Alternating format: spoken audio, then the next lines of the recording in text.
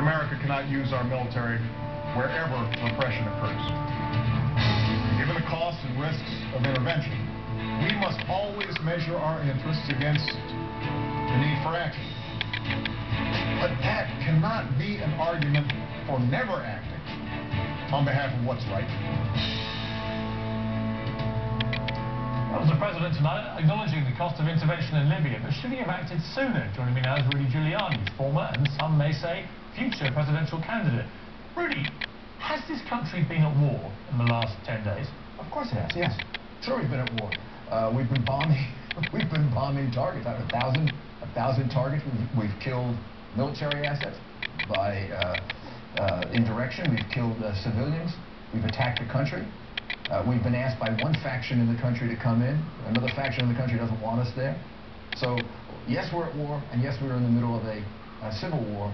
And the President's speech tonight has made things even murkier than they were before. And the whole purpose of this was to clarify our mission. Our mission is just internally contradictory.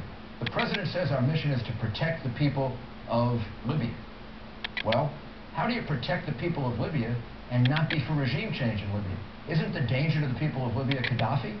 So how do you reach the goal of protect the people of Libya and leave Gaddafi where he is so we can murder more Libyans? This is the key question, it seems to me, is what is the end game? I mean, if Gaddafi manages to hold on, this guy has ruthlessly held power for 42 years. Many argue he's no more dangerous now than he was 10 years ago, 20 years ago. He's always been dangerous. Right. But it suited America not to take him out before, for reasons probably connected to oil and global economy and other factors. Right. But right now, we're in a position where if Gaddafi hangs on, and America has not gone in with its full might, where does that leave everybody? It leaves America, it leaves the Middle East, and leaves the world in a very terrible situation. It leaves the people of Libya even more in danger than they were before. And that's why I say the President's speech is illogical. I mean, if you were grading this on a Greek logic exam, you'd give it an F. I mean, the speech contradicts itself. It says, limited action, we're not going to go any further than just protecting the people of Libya. We're not going to be for regime change. And you can't protect the people of Libya without regime change. Why? Why are we there in the first place?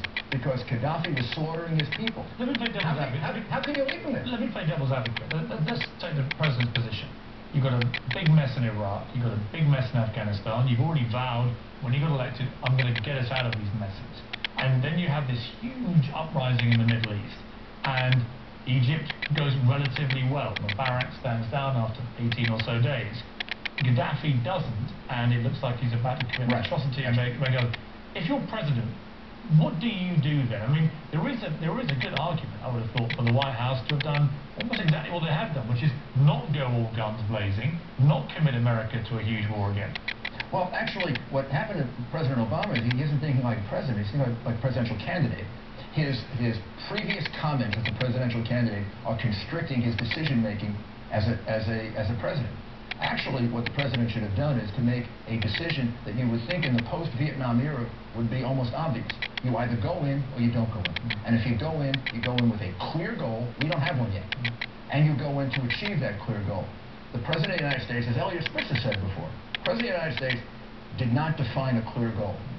He didn't tell us what success is. He can't because he's contradicted himself. You know what success is? Success is removing Gaddafi. He just doesn't want to say that, and we're going to slip into it.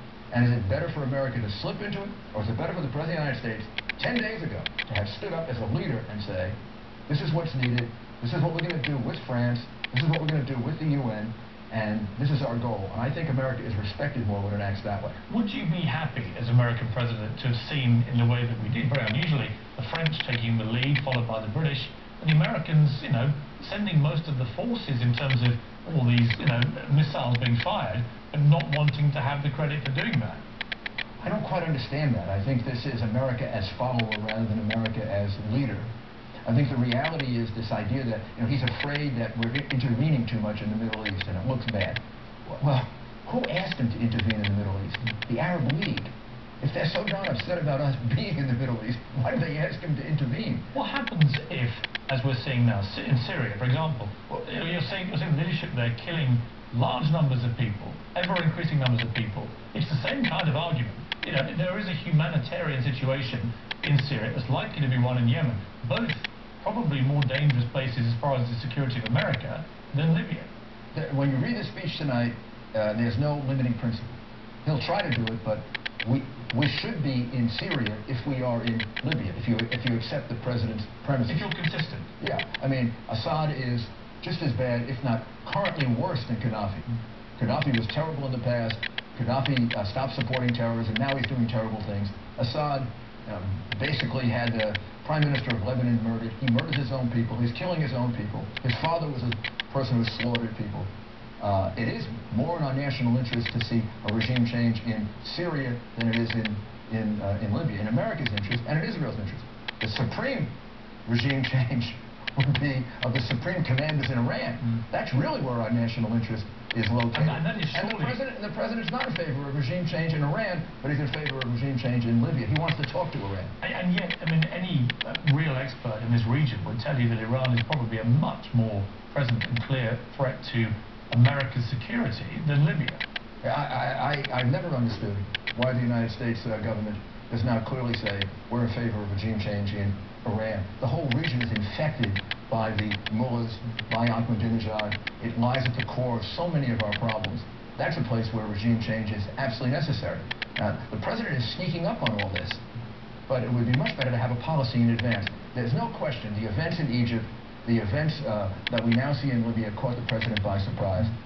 To say that he has a policy, even like a Obama doctrine, is really just fawning on Obama. There's no doctrine in this. Here's the doctrine.